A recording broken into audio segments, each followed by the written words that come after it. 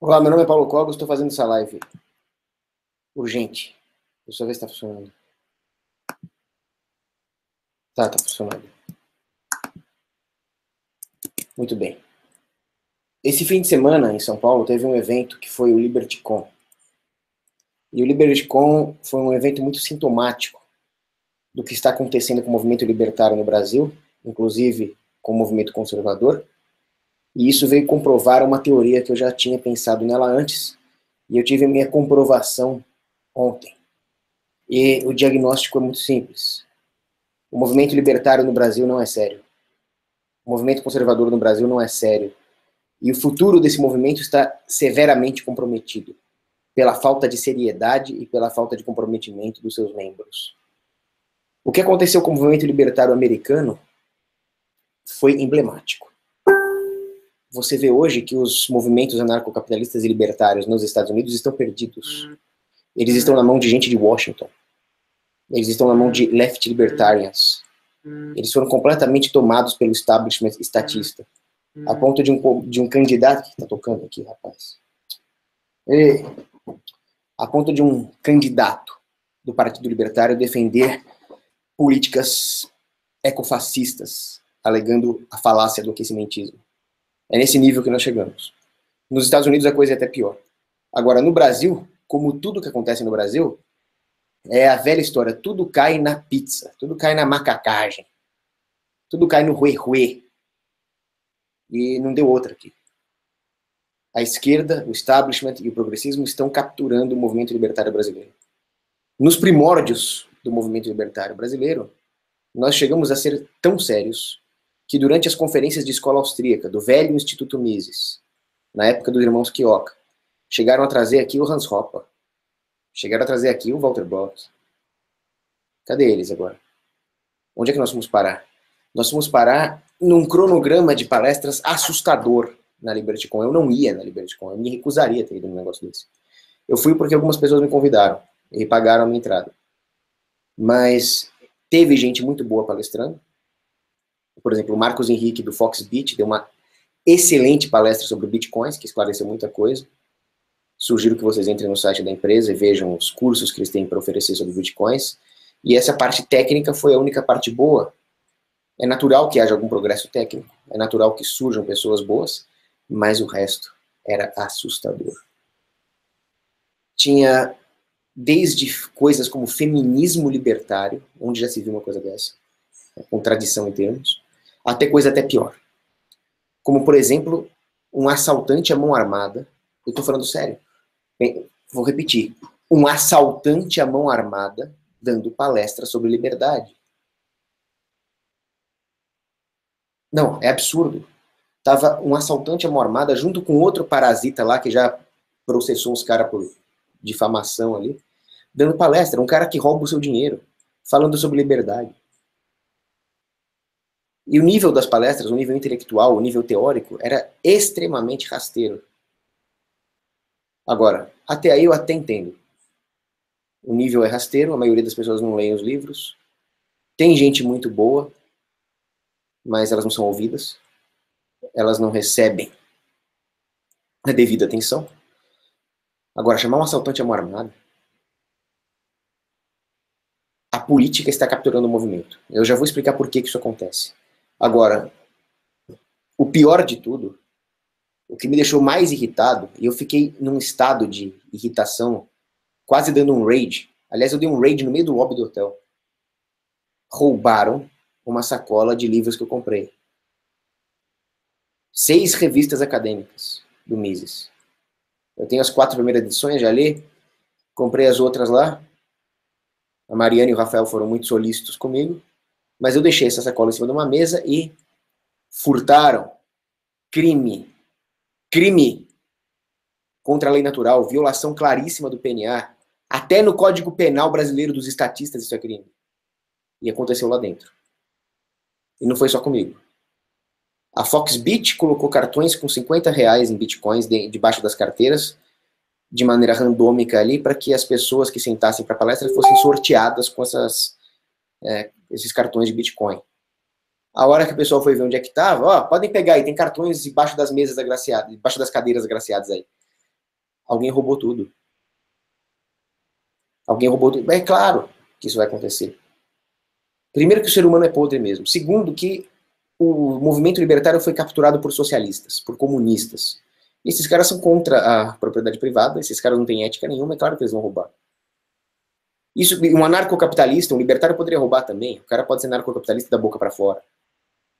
O pessoal esquece que... Você sabe qual é o problema? O pessoal fica tanto com esse negócio de mas como é que vai ter um ancapistão na prática? Quem é que vai construir a estrada? Como é que nós vamos derrubar o Estado? Sei lá como é que... Cara, não pentei nem meu cabelo, você quer que eu derrube o Estado, cara? Acontece que o anarcocapitalismo na prática é muito simples. É só você praticar o anarcocapitalismo. Como? Respeito ao direito natural e à propriedade privada. Você já está praticando. Se você imbui a sua mente e as suas atitudes disso, acabou. O Estado é uma gangue que te agride e você não é parte desse esquema. Você já é a resistência. A sua existência já é uma rebelião, como dizia o Albert Camus, e acabou. Esse é o anarcocapitalismo na prática, fazer o certo. Mas e a estratégia? E o voto ofensivo? Vamos piorar para depois melhorar? Isso não é uma capistão na prática. Isso é berda.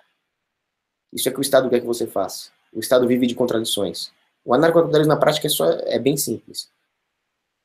Ele vai vir naturalmente se nós praticarmos ele nas nossas vidas, mas vocês não conseguem fazer isso. Vocês não têm seriedade. Vocês insistem em tentar passar a perna, em tentar ganhar a curto prazo. Vamos ganhar notoriedade, vamos chamar o assaltantezinho à mão armada ali. Você sabe disso que eu tô falando, né? Eu vou falar aqui porque eu tenho colhões. Fernando Holliday, ele é um assaltante à mão armada. Ele veio falar que imposto é necessário, votou a favor de cobrar quem estava devendo imposto, ou seja, ele é um ladrão, ele é assaltante. Ele te assaltou. Vocês não falam que imposto é roubo? É pior, um assalto à mão armada, escravidão, e o cara faz isso. Ele estava lá palestrando.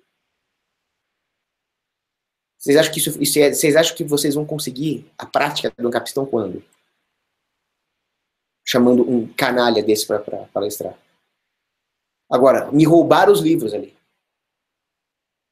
300 temers de livros. Me roubaram. Sabe o que aconteceu? Porcaria nenhuma. Ninguém deu bola, fizeram piadinha. Vem do pack de livros selecionados pelo Cogos. Vocês estão fazendo piada com isso, rapaz? Vocês estão fazendo piada com crime? O crime é para resolver. Eu estou sendo vitimista? Estou fazendo piadinha. Não, pode fazer a piada, mas resolve. O problema é que ninguém deu bola na prática. O pessoal acha que isso é normal. O pessoal acha que crime é normal. Então não existe subsidiariedade no auxílio a alguém que foi vítima de um furto. Resultado? Chama a polícia privada do ancapistão. Pronto, começou a piadinha do lado estatista também. Mas foi assim que surgiu o Estado, porque as pessoas não se comportam de forma subsidiária. É assim que surge o Estado. Então ninguém está nem aí para os cartões da Foxbit que foram roubados. A Foxbit foi lesada. Ninguém está nem aí para os meus livros. Cada um continua cuidando do seu. Isso, continua cuidando do seu. Continua com o seu egoísmo randiano para ver onde você vai parar. Atomismo. A sociedade se divide. Eu sei que é um clichê, mas se você pegar um fardo de gravetos e tentar quebrar, você não vai quebrar. Separe-os e você quebra um a um. É isso que a falta de subsidiariedade faz. Sério, randianos deviam ser proibidos de entrar em eventos libertários. Porque eles são o catalisador do estatismo. Ao promover o individualismo atomista ao invés da subsidiariedade. Cadê a polícia privada do ancapistão? Eu fui a polícia privada do ancapistão ali. Teve uma moça que deixou o celular carregando no meio daquela horda de socialistas. Aí eu falei, não, vai lá que eu tomo conta do seu celular. Fiquei tomando conta do seu celular. Se alguém chegasse para roubar o celular dela, ia morrer. Ia morrer mesmo. Eu sou louco, cara. Eu ia matar o cara. Eu sou a polícia privada do ancapistão. Pelo menos por 5 minutos eu fui uma polícia privada do ancapistão. É só isso. É só isso, não é difícil. Desde que você tenha vergonha na tua cara, não é difícil. Mas ninguém faz merda nenhuma. Então, bom, acho que eu já desabafei aqui. Número 1, furto dentro da Liberticon, ninguém fez merda nenhuma. Número 2, assaltantes à mão armada dando palestra. Mas é claro que o assaltante à mão armada estava bem vestido, né? Estava de terno e gravata. Vocês ainda julgam as pessoas assim? Quer dizer que os axiomas da escola austríaca não valem nada se aquele que proferir os axiomas tiver o cabelo assim? Que tipo de fúteis, nominalistas idiotas vocês são? Vocês ainda julgam as pessoas assim. Vocês realmente são vítimas do marketing. Quem é bom de marketing é a esquerda. Enquanto vocês derem aos marqueteiros a vantagem da respeitabilidade, a esquerda vai estar em vantagem tática. Porque a esquerda é que é boa nisso. A esquerda é que é propagandista. A esquerda sempre foi boa em manipular. Os libertários, os conservadores, a direita, eles são podres nisso. Eles nunca foram bons nisso. Você sabe no que eles são bons? Eles são bons em falar a verdade. Agora, onde é que nós vamos parar se nós ceifarmos aqueles que falam a verdade porque eles são ruins de propaganda? Nós vamos parar no totalitarismo, já estamos parando. E o movimento libertário foi capturado por esse totalitarismo. Ele está se monopolizando. A grande vantagem que nós tínhamos, que era a difusão de ideias, a acessibilidade de agentes heterodoxos à opinião pública. Tudo isso está acabando porque tudo está se centralizando. Os pequenos portais, os pequenos sites não têm mais visibilidade.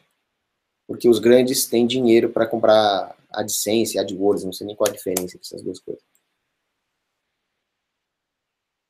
Eles estão monopolizando as editoras, eles estão monopolizando os eventos libertários. Os caras sérios têm pouquíssimos views. O simpósio de escola austríaca que teve aqui em casa, que é meia dúzia de gato pingado. O movimento libertário brasileiro perdeu a seriedade, perdeu as esperanças. Ou nós reagimos, ou nós vamos acabar igual o lixo do movimento libertário americano, que ele é mais à esquerda que o próprio Partido Republicano, que já é de esquerda. É esse o fim que vocês querem ter? Aquela figura deplorável daquele candidatozinho do Partido Libertário, defendendo o aquecimento global, com pautas left-lib. O Jeffrey Tucker, aquele depravado, deitado como se fosse um estrupício na Bolsa de Valores lá, falando que não pode fazer piadinha de helicóptero. Hayekianos. É assim que vocês querem acabar? Nós estamos nesse caminho. Agora eu vou falar um pouco da minha teoria. Por que eu previ que isso ia acontecer? E eu devia ter falado isso antes da LibertyCon, antes de tomar a decisão de lá. Pelo seguinte, existe uma coisa que eu chamo de ciclo socioeconômico longo. Existe um ciclo econômico que ele é bem visível no Brasil, que é o ciclo de fascismo. Ele está intrinsecamente relacionado à política monetária. Então, o governo expande a moeda, expande o crédito. As pessoas têm aquela ilusão de prosperidade material, enquanto o capital está sendo consumido. Eu já expliquei isso na minha palestra sobre a crise de 29. O fato é que vai acontecer um estouro da bolha, vai ter uma recessão. E isso ocorre mais ou menos a cada 7 a 15 anos.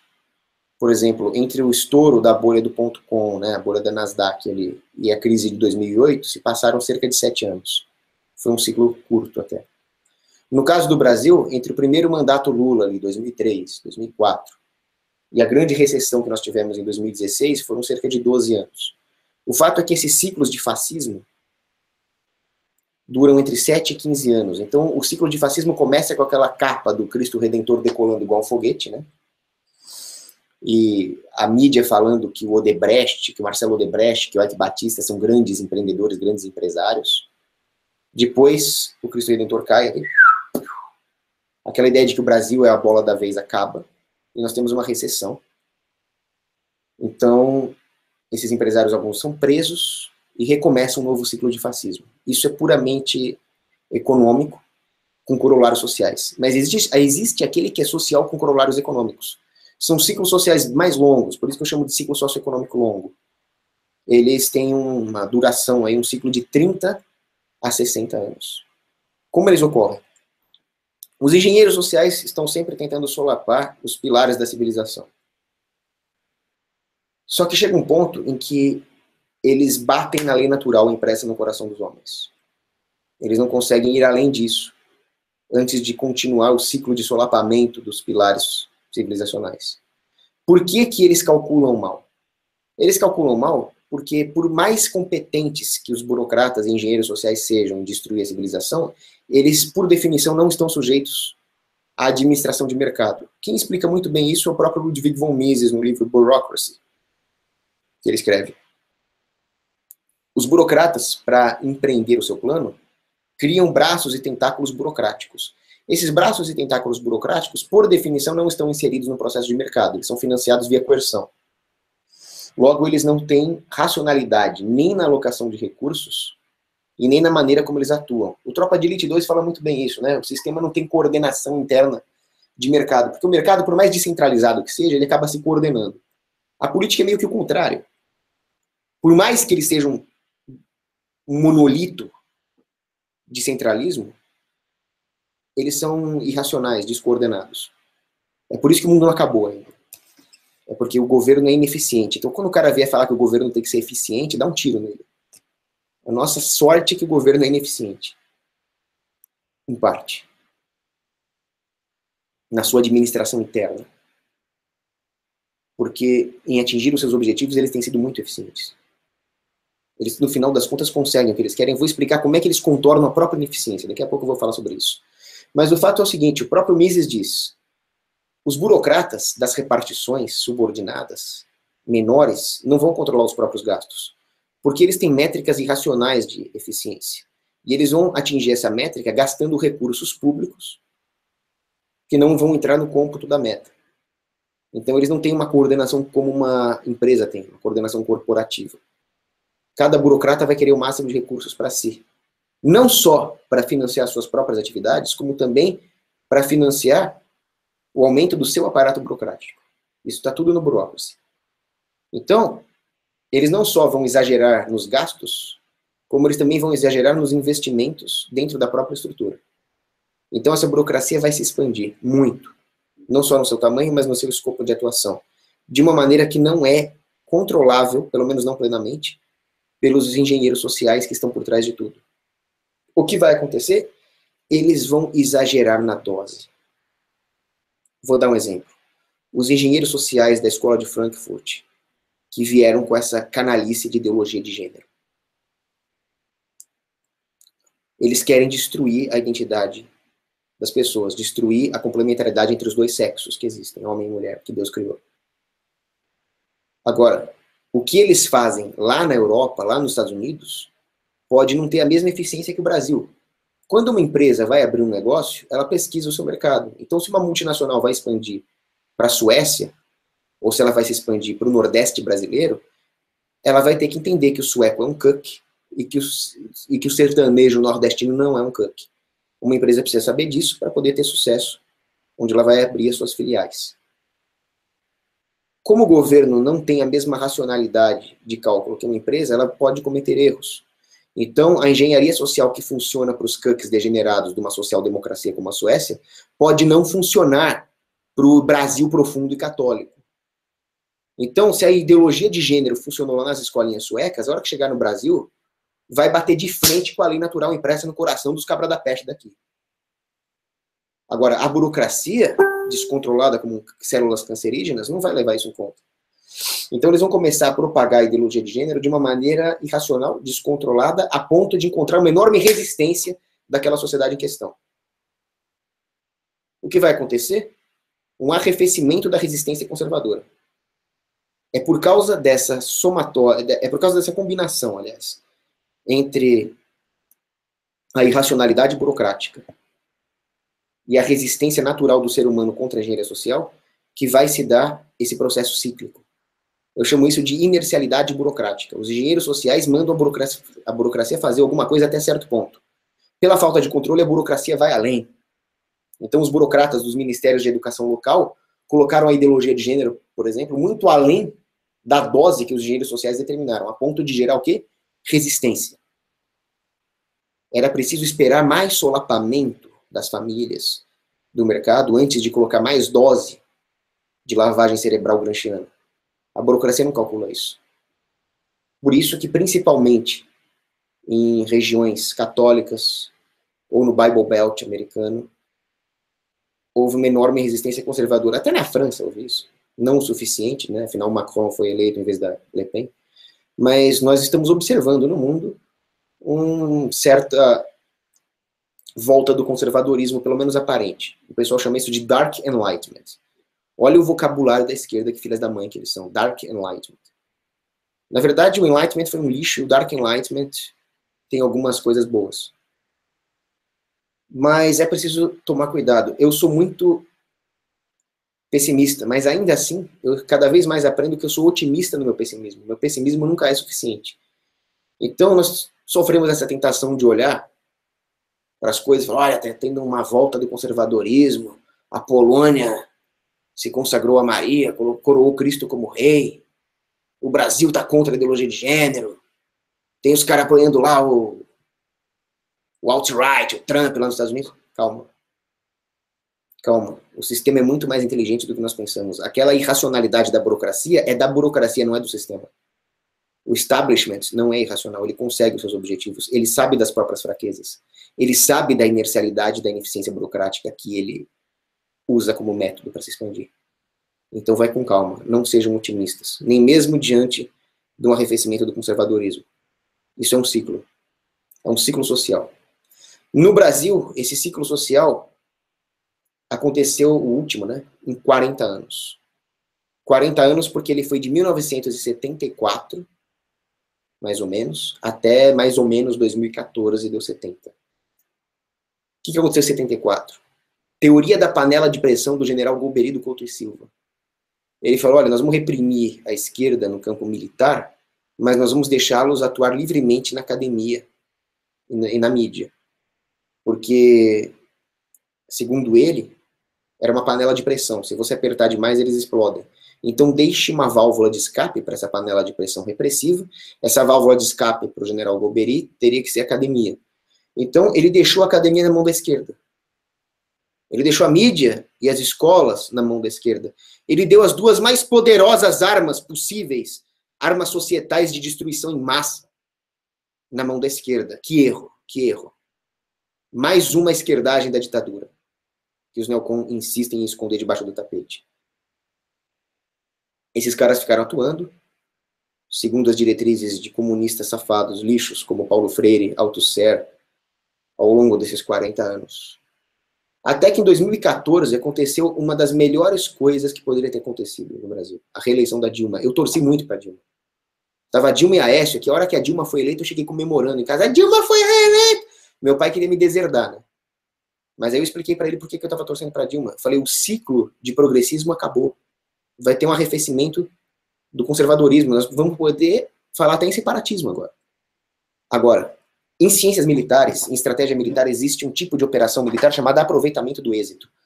O que é isso?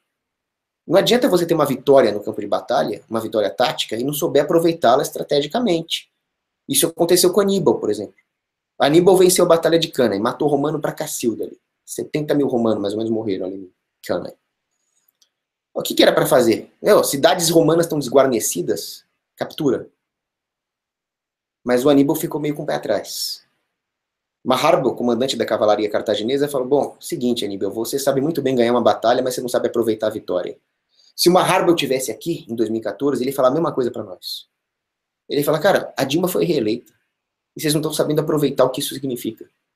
Essa era a hora de meter o pau na democracia, essa era a hora de meter o pau no unionismo, essa era a hora de animar os espíritos separatistas. Perguntas fizeram isso. Essa era a hora de publicar livros ali do Guilherme de Almeida. Perguntas fizeram isso. Não.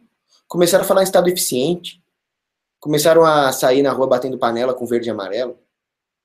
Isso é o contrário de aproveitar o êxito. Agora, quem é que estava por trás? O sistema. O sistema sabe aproveitar as derrotas, nós não sabemos aproveitar os êxitos. É claro que o sistema queria o Aécio, não a Dilma. Mas, mais uma vez, a burocracia, a inercialidade burocrática foi muito além do que eles imaginavam. O suborno eleitoral do Bolsa Família foi muito além do que eles imaginavam. Funcionou bem demais, a ponto da Dilma ser reeleita. Não era o que eles queriam, mas eles souberam aproveitar a derrota. Eles souberam fazer aí o MBL, esses lixos. O que é tudo isso aí? Isso aí é refúgio do sistema. Eles não deixaram que nós tivéssemos a chance de aproveitar o êxito. Dá a entender que no Brasil a volta do conservadorismo foi maior do que a média mundial. Por quê? Ora, porque nós tivemos uma coincidência muito interessante no Brasil. O fim do ciclo econômico de fascismo coincidiu com o fim do ciclo socioeconômico longo de progressismo. Mas, num curto espaço ali, entre 2014 e 2016, nós estávamos enfrentando a recessão econômica, né, a crise do inflacionismo, com o povo de saco cheio do PT e uma volta dos ânimos conservadores. O fim dos dois ciclos coincidiu. Era a hora de aproveitar. Mas o sistema foi mais rápido. Muito mais rápido. Não pode falar em separatismo dentro do Instituto Mises. Vamos fazer escola sem partido. Depois eu vou falar dos absurdos da escola sem partido. Uma jogada genial do establishment, que só retardado apoia. É triste. Mas isso contaminou o movimento libertário. O movimento libertário estava indo bem. Tinha uma forte influência do Hans Hoppe. Tinha meme de helicóptero à vontade. Mas o que aconteceu? Os progressistas entraram. Mercado popular, feminismo libertário, essa pederastia toda, essa pouca vergonha. Agora, eles encamparam tudo. O Liberticon é a prova disso. O que tem no Liberticon? Eu não vi um desgraçado fazer uma palestra sobre anarcocapitalismo. Eu não vi nenhum cara falar em privatização da defesa, justiça sem Estado, desestatização da moeda. Eu só vi os caras do Bitcoin falar, os caras do Foxbit. Foi o que salvou ali. O resto era liberalismo, a participação na política, esses lixos. O que é isso? Isso é a tentativa de jogar todas as soluções realmente concretas para fora da janela de Overton. É o equivalente a você dizer o seguinte: olha, você não pode cortar o mal pela raiz, porque cortar o mal pela raiz é muito radical, vamos cortar só as folhinhas. O que é cortar as folhinhas? É podar. O que acontece depois que você poda? A erva daninha nasce mais forte. Vocês estão entendendo a gravidade da coisa? É muito podre. Tudo isso é refúgio. Depois, eu vi um libertário falar uma coisa que me assustou. Ele falou assim: você não acha bom se nós só votássemos em comunistas, em PSTU, Freixo? Eu falei: cara, por quê?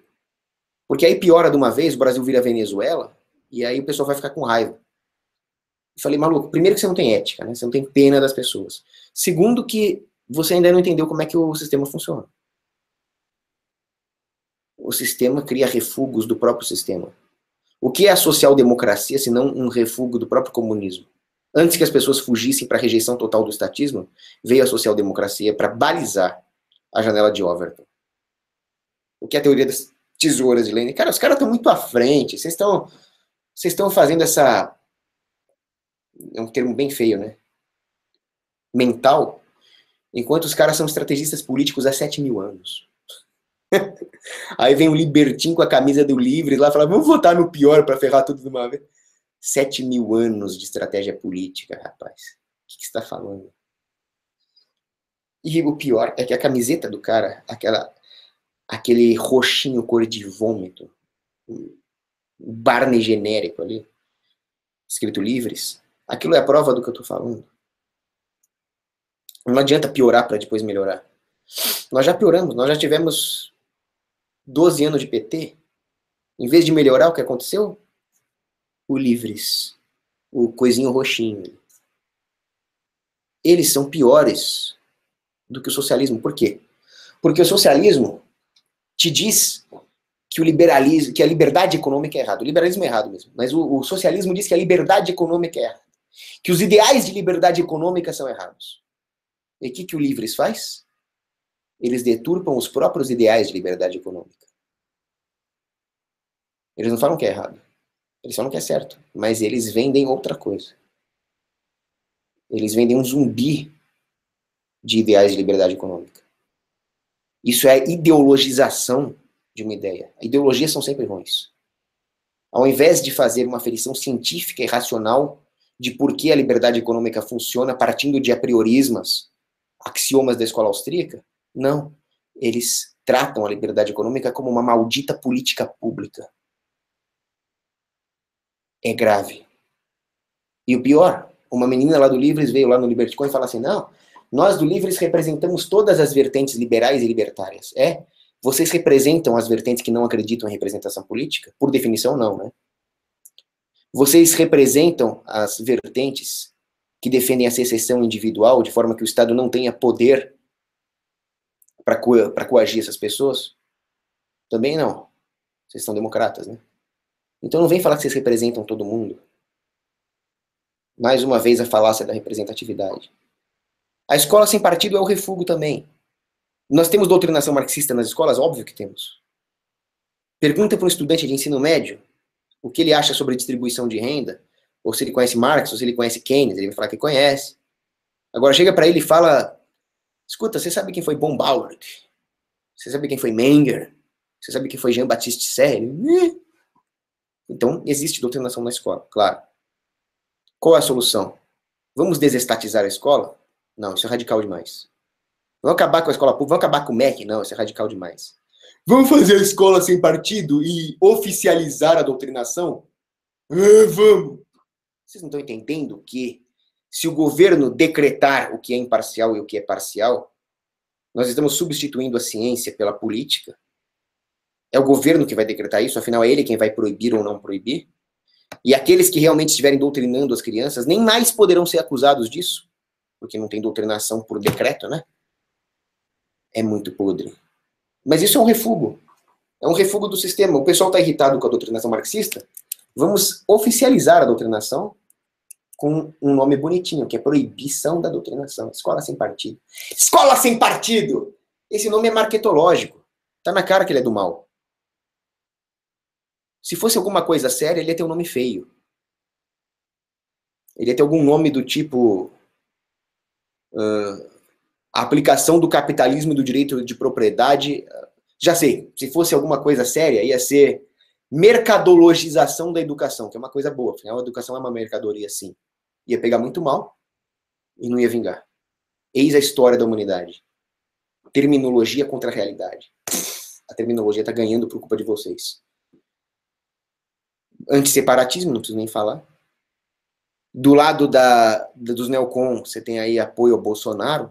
O Bolsonaro que deu dinheiro para os terroristas do Hamas, vocês estão apoiando esse cara. Enfim, eu não sei onde isso vai parar. Ou vocês reagem, ou nós vamos se ferrar. Tem pessoas boas? Tem.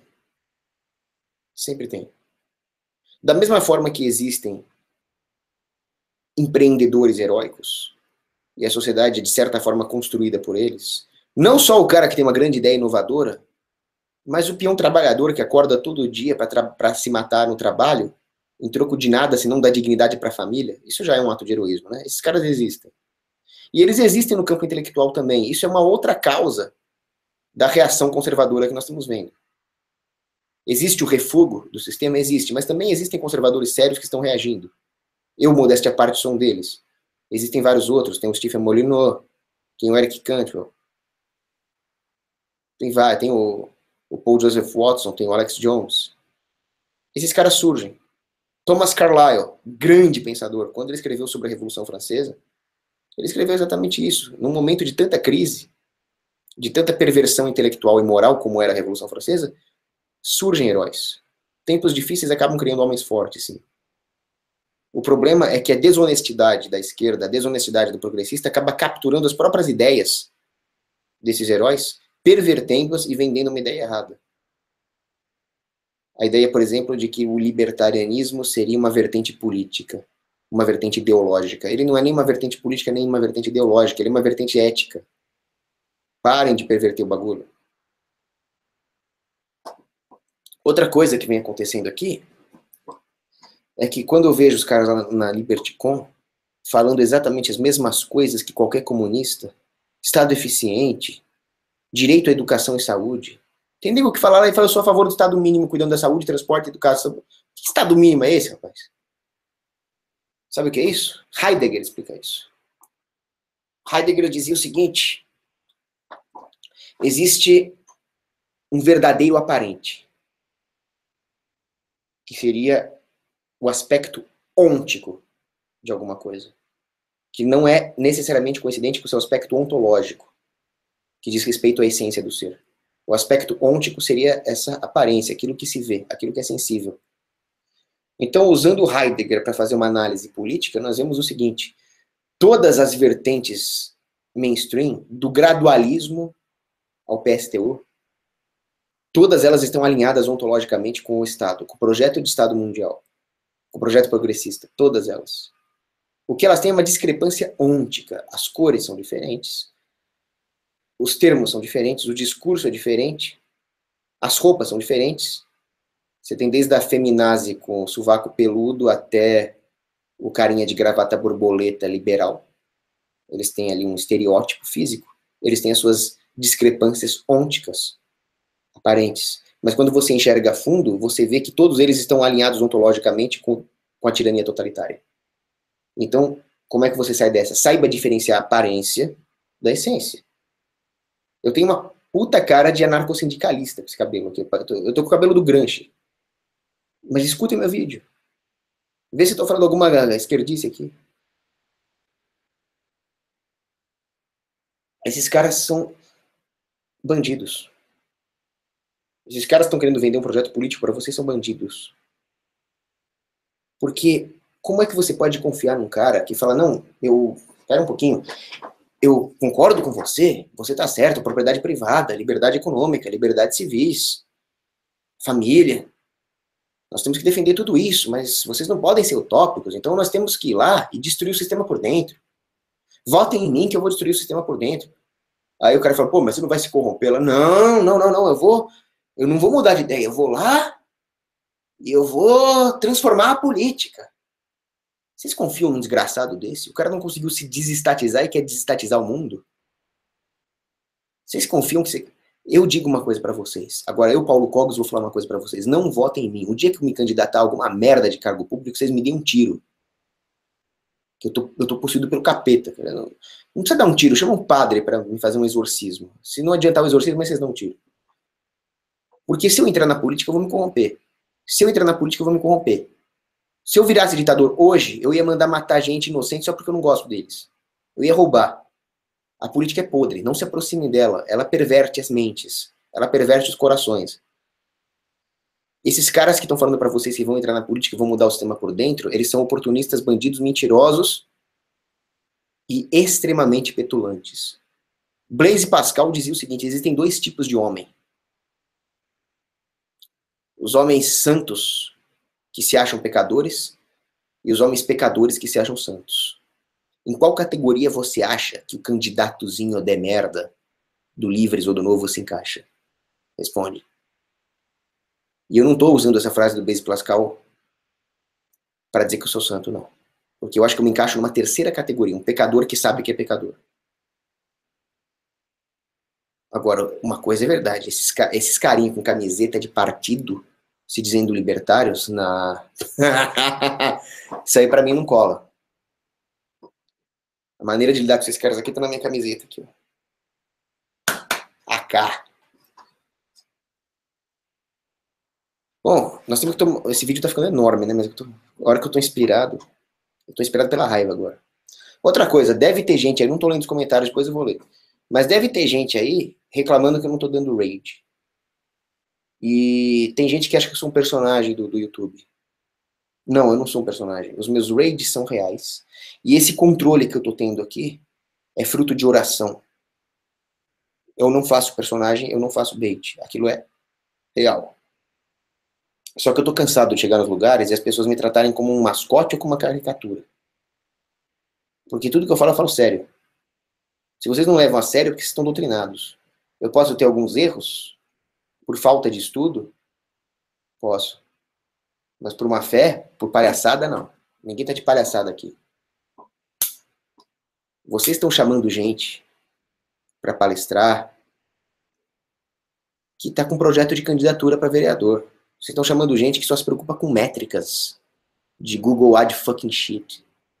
Eu não me preocupo com essas porcaria, não. Eu tô aqui pra falar a verdade. E vocês acham que eu é que não sou sério. Cara, vocês podem até achar que eu sou cômico. Mas falar que eu não sou sério é porque o sistema tá vencendo. Vocês têm que pensar numa coisa. Agora eu vou fazer uma viagem muito psicodélica aqui. E sem maconha. Vocês já ouviram falar na experiência das fendas? É um negócio em física, que tem as partículas que passam por dois feixes, é um negócio muito louco. E quando você não está olhando, as partículas, elas estão passando pelas fendas ao mesmo tempo. Um negócio bem doidão, quântica. E quando você está olhando, elas estão passando por uma das fendas, especificamente. Existe muita filosofia da ciência lucubrando sobre isso. Mas o que daria para dizer é o seguinte: o sistema se vale da própria mudança das pessoas em relação à percepção. É claro que é possível perceber quando nós somos vítimas de uma tirania. Por exemplo, ontem eu fiquei extremamente sentido quando roubaram meus livros. Eu duvido que o bandido que roubou vai devolver. Agora, Deus me dá tantas graças que eu não vou também ficar cabisbaixo e deprimido por causa do roubo dos livros. Mas você sente aquela injustiça dentro da alma, né? Você sente quando as coisas estão erradas. Então existe uma percepção. Da mesma forma que o nosso inconsciente consegue se comunicar com o mundo sensível material de alguma forma misteriosa, de forma que a nossa capacidade de atuar no mundo e observar e de ser conscientes da nossa atuação no mundo faz com que haja essa ponte entre a nossa consciência imaterial e o mundo físico. Da mesma forma que a nossa observação muda a maneira como as partículas se comportam em relação às fendas. Eu estou fazendo uma viagem bem louca mesmo. Agora, seria muita petulância achar que a matéria ou a consciência do outro não alteraria a maneira como a nossa consciência percebe essa relação. E o Estado sabe manipular isso. Ou seja, o Estado sabe nos dar a ilusão de sermos livres, mexendo nas instituições. O que são as instituições? Os arranjos dos recursos materiais no mundo. É o que o socialismo faz. Ele distorce os arranjos materiais no mundo, mas isso muda a percepção das pessoas. As pessoas vão numa balada, vão num show, vão num restaurante overpriced, vão no cinema ver um filmezinho blockbuster mequetrefe e acham que são livres e prósperas. O homem massa de Ortega y Gasset. Meu, vocês não sabem o que vocês estão perdendo.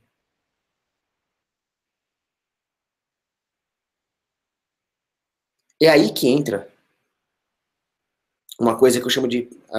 é a conclusão do vídeo. Peguem tudo isso que eu falei agora, uma viagem muito doida. Eu relaciono isso com uma coisa que eu chamo de paradoxo do federalismo.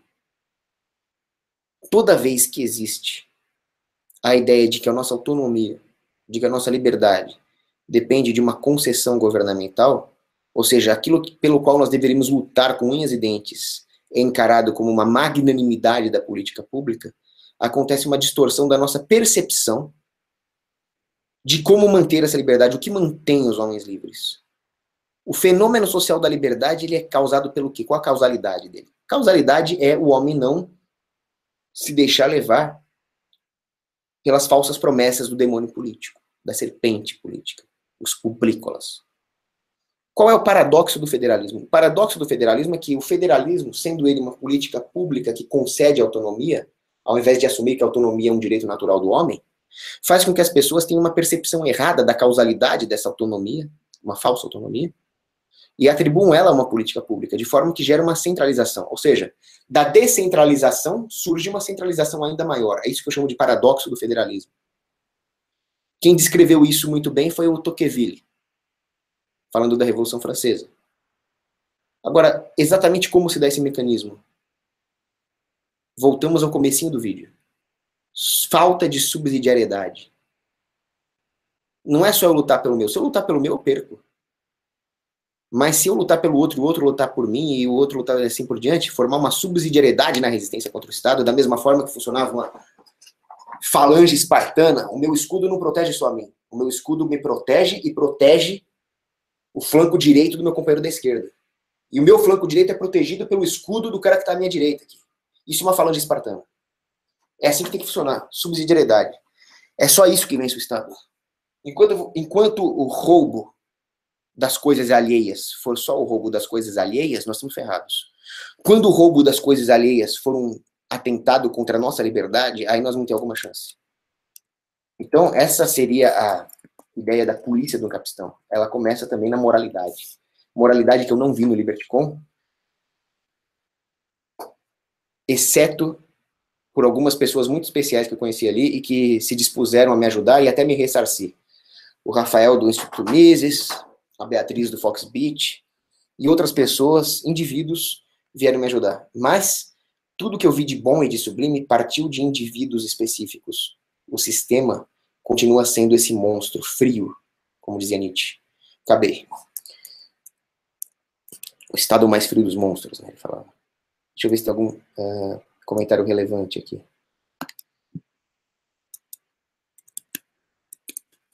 Agora vocês vão me desculpar, que é sempre aquela parada técnica que me atrapalha. Ah, aqui os comentários. Bom, tem cara xingando aqui de palavrão, sem dar argumento. É o que eu tô falando. Deixa eu ver se tem alguma pergunta. Eu não vou estender essa live respondendo pergunta idiota. Tem o cara perguntando se eu pago imposto. Cara. Seja lá qual for a resposta, eu não posso falar em público, né? O cara não para nem pra pensar.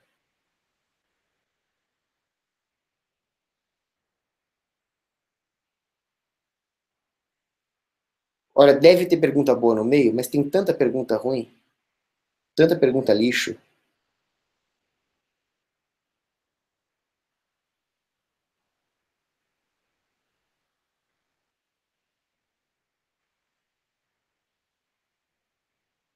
Só vou responder uma pergunta, que tá me dando raiva ler essa pergunta. De um cara chamado ALR12. A pergunta é fora do tema, mas eu vou responder porque eu gostei dela. Ele diz: Cogos, eu sempre fui ateu e quero acreditar em Deus. O que eu faço? Me ajuda. Estou lendo a Bíblia e o Catecismo da Igreja Católica, mas ainda não tenho fé. Bom, claro, você tem que ler a Bíblia e o Catecismo da Igreja Católica. Mas a fé é um dom de Deus. Então eu sugiro que você reze, faça jejum, penitência e caridade. Porque fé é um dom de Deus. É o dom de Deus. Ele vem da graça. Ele não vem lendo. Você pode ler todos os argumentos da teologia natural e não ter fé. Então reze. Vou rezar por você. Rezar uma Ave Maria para você ter fé. E quando você pede fé para o Espírito Santo, é uma oração que é sempre atendida. 100% das vezes. Isso é uma verdade teológica. O pedido de mais fé nunca é negado. Oh, saiu aqui, rapaz.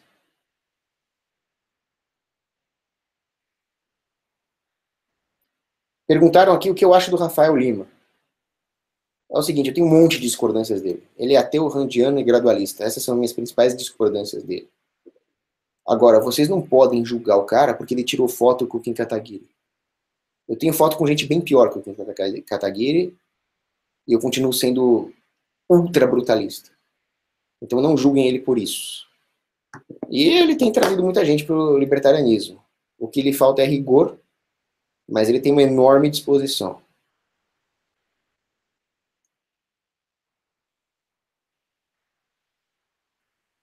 Bom, última pergunta. O Ivan pergunta, Cogos, como limpar o movimento? Eu não sou a favor de fazer uma limpa física. Eu sou a favor de fazer uma limpa intelectual e moral. As pessoas têm que perceber o valor da moralidade, têm que ler os livros, não adianta ficar vendo meme, e expurgar cultural e intelectualmente as pessoas que não fazem parte, que são alienígenas ao movimento. O cara que defende establishment, o cara que defende Banco Central, o cara que é contra o separatismo da Catalunha, né, o Fábio Ostraman. Esses caras têm que ser informal e espontaneamente boicotados e expurgados. Fim. Quanto à palestra do Rupo, eu vou ver ela daqui a pouco. Aí eu vou fazer uma live sobre ela. Grande abraço, beijo para as meninas.